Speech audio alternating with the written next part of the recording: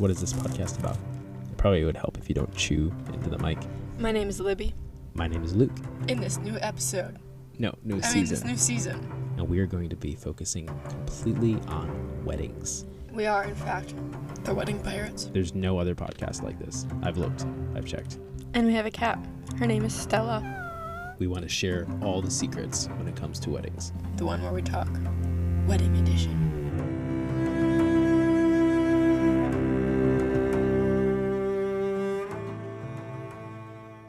Welcome back to another episode of The Wedding Pirates. This is the one where we talk, and this is season 2.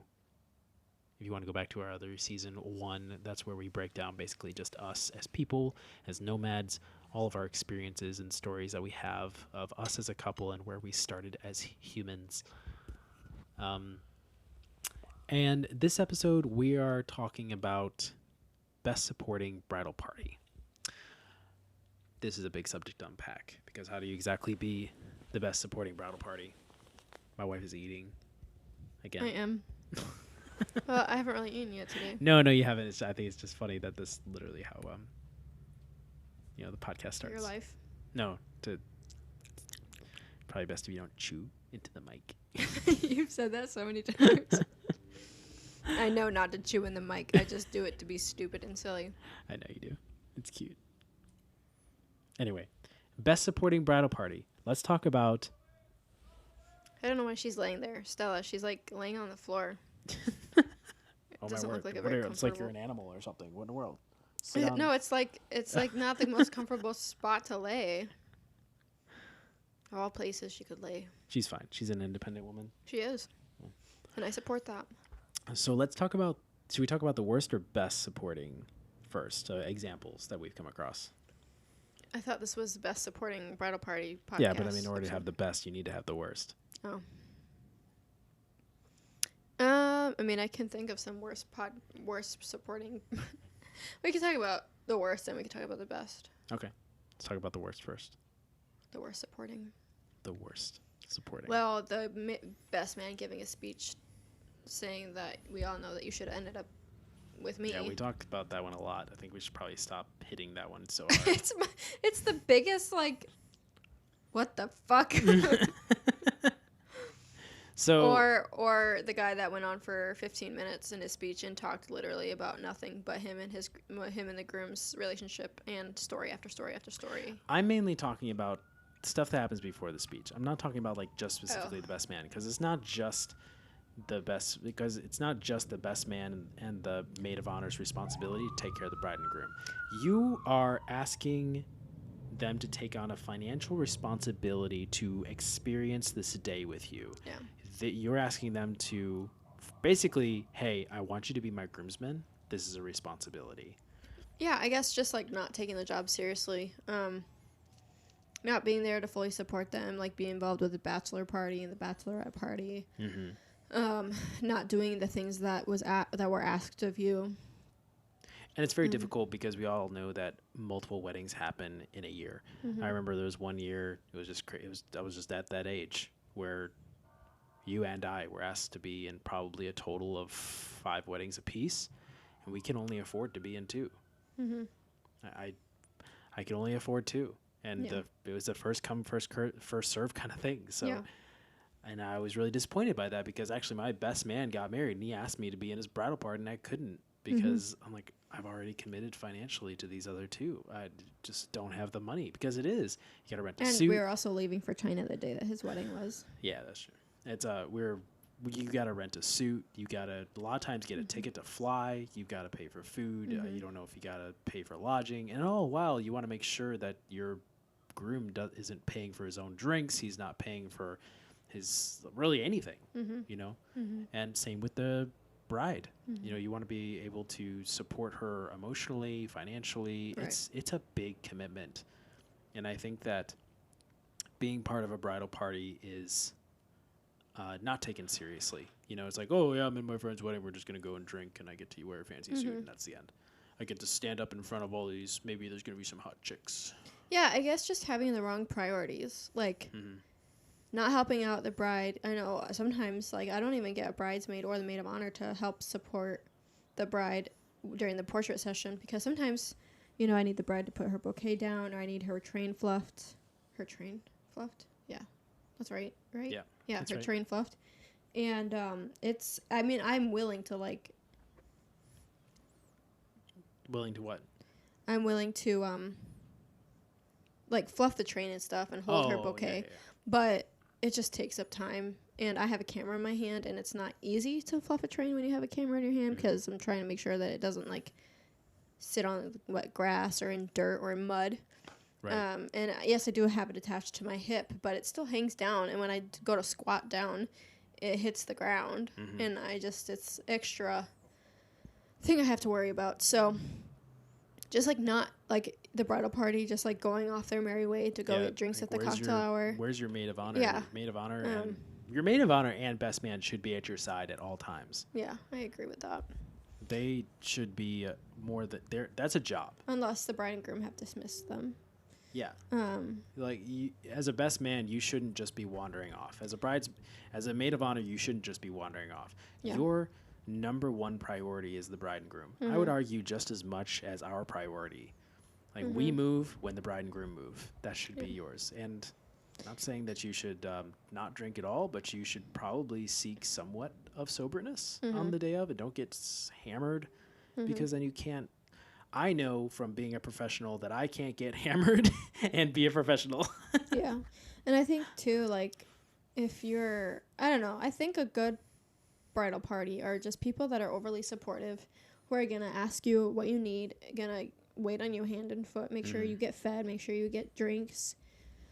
And a lot of times this is the wedding coordinator's responsibility, but I think that is confused because realistically, your best man and maid of honor should be running for you as a bride and groom. I'm not saying that like, well, I'm not a servant, I'm not a slave. Well, then if that's your attitude, then don't say yes to being a maid of honor best man. Yeah.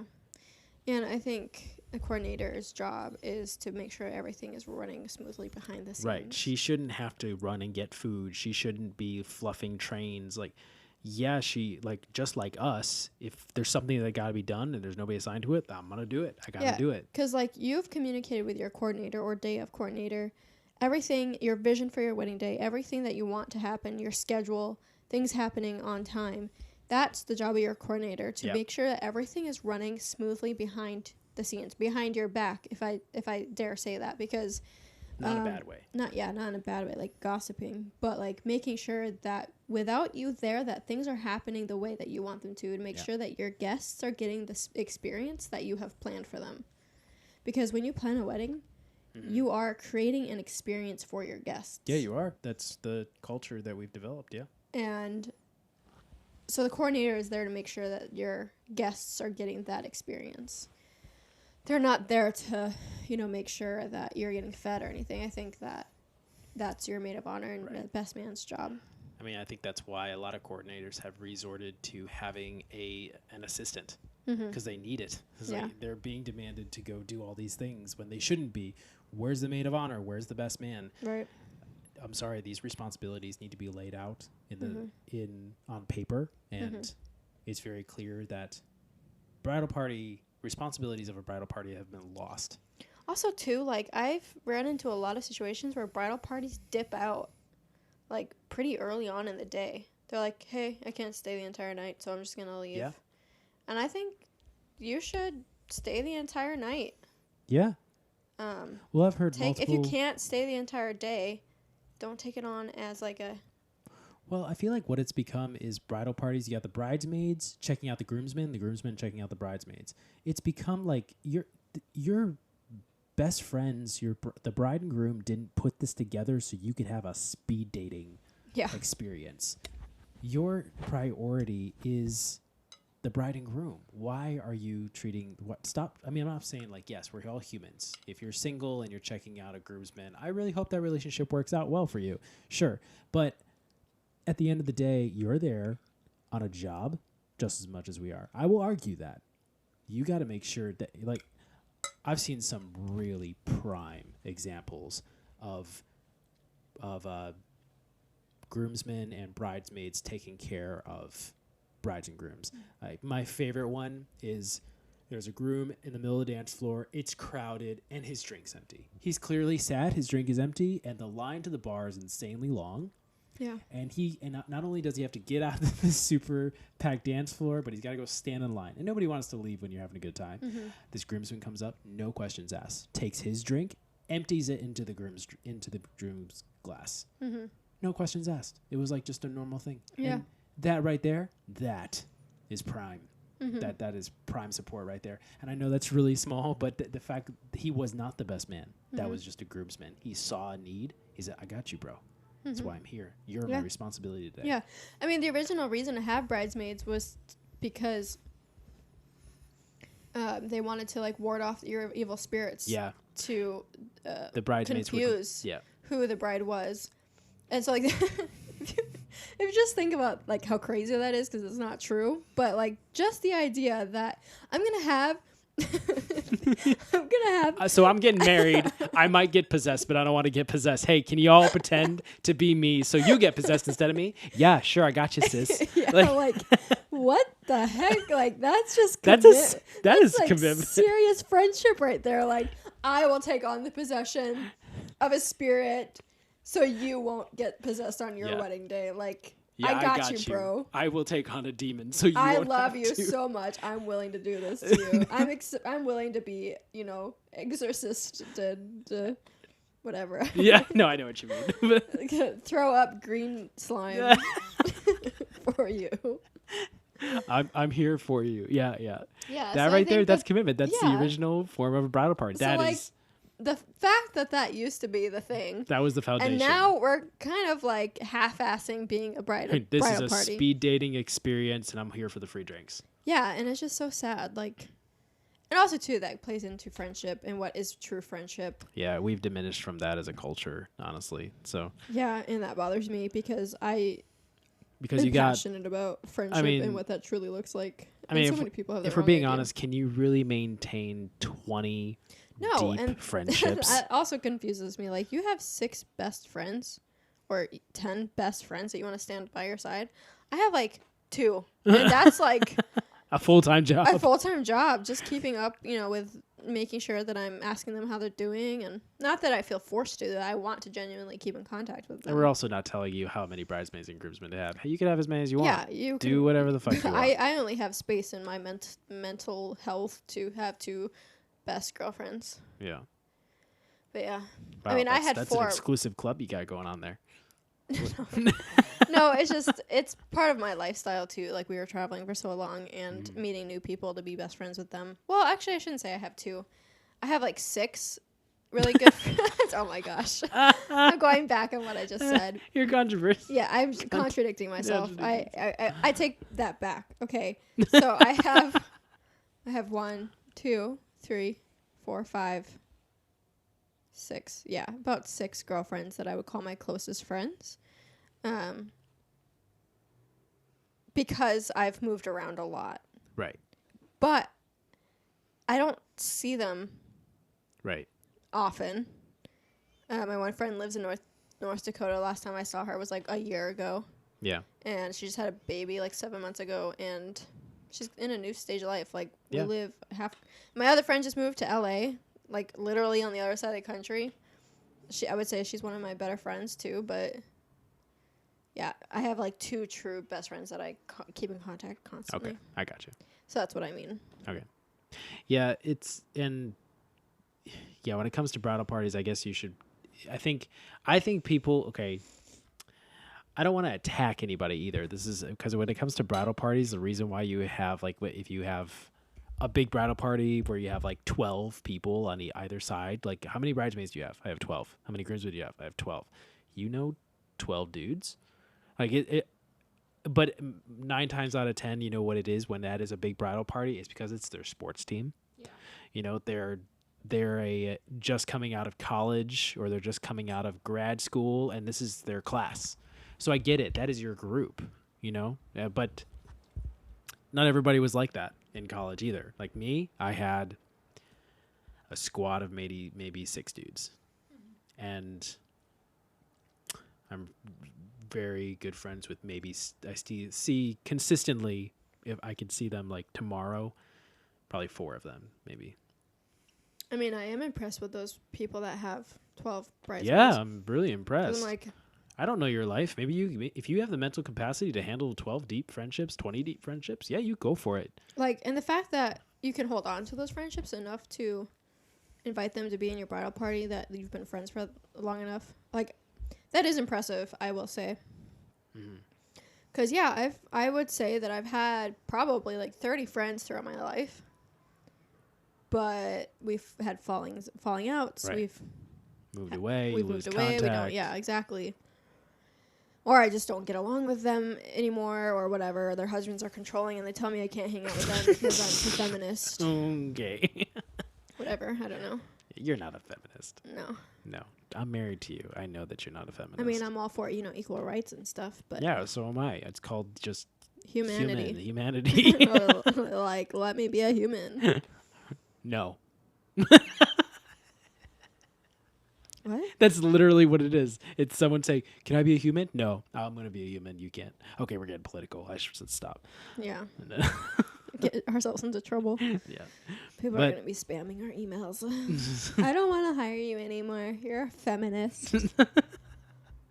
Anyway, so if you want to be, I feel like we have broken down the worst and the best in different ways.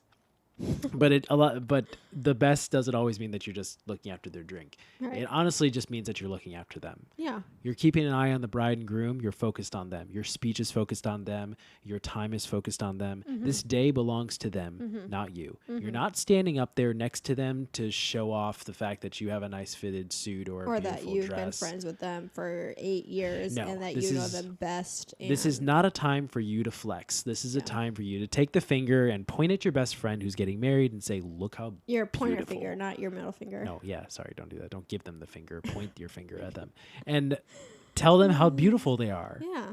It's really sad. I'm telling you right now, this is a challenge. If you are a bridesmaid, a groomsman, best man, maid of honor, I will challenge you that I will be a better groomsman on the day of their wedding. And I've only known them for less than a year. And I'm not even a groomsman. Yeah. They've paid me to be there. So I don't even know this person. I don't even know this person as well as you do. And you were claiming like, I've known them for 8 years and I knew them when we were 7.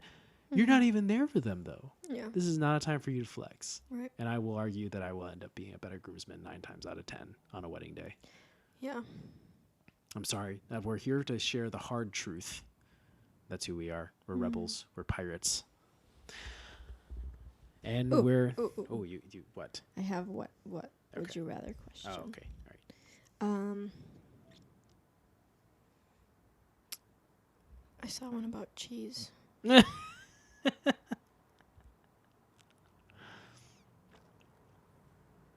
If you are taking offense to this and you are a bride or groom, I hope that you're getting fired up about this and us being at your wedding, because we do want to be supportive of you and know that we will let your bridesmaids and groomsmen know if they're slacking.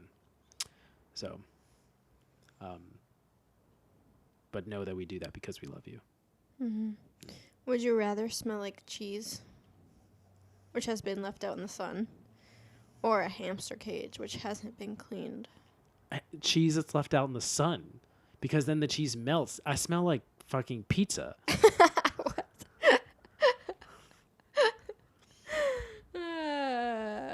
Would you rather smell like melted cheese or a stinky hamster cage? No, like moldy cheese. Okay, you said left out in the sun. You didn't say molded cheese. And also, cheese is Cheese mold. Is mold. Okay. Would you rather smell like blue cheese, moldy blue cheese, or a hamster cage? Well, blue cheese is an acquired taste, and I enjoy it. So. Okay. I think I'd rather smell like cheese too. Yeah, I'd rather smell like cheese than 'Cause, a like- rotting animal feces. Like a hamster cage just kind of burns the nostrils. I mean, it's just When it hasn't been it's a cleaned. rodent. A rodent. Any poop that you leave in a cage for a certain amount of time is going to stink. Yeah, this is true. So, yeah. Obviously, I want to smell like melty cheese. No, stinky, moldy blue cheese. Stinky, moldy blue cheese. Yes, I would rather smell like stinky, moldy blue cheese. I'll just move to France. I'll fit right in. That's fair. Yeah. Anyways, feel free to check us out at Broadside Visuals on our Instagram and broadsidevisuals.com. You could check out Broadside Visuals on Google and see all of our reviews and the things that people say about us. They're all honest. We tell our brides and grooms to please give honest reviews. We don't want sugar-coated reviews because that's not being honest, and we strive for honesty in our lives. So. And you could, which also means that you could rate this podcast. Yeah. Right now. Just do it. Just do it. Yeah. Anyways, we hope that you are enjoying this podcast, and if you think that someone would benefit from this podcast, please share with them. We would really appreciate that. That is one thing that you can do to support us. Or also, actually, if you are a past bride or groom or soon-to-be bride or groom and you have some valuable input, whether you're a wedding vendor that you would just like to talk and you have a subject that you would like to talk about, we'd love to have you as a guest on our podcast. Please reach out at broadsidevisuals.com on Instagram. Yeah, we'd love to have you. And remember, this is the one where we talk. Have a wonderful day.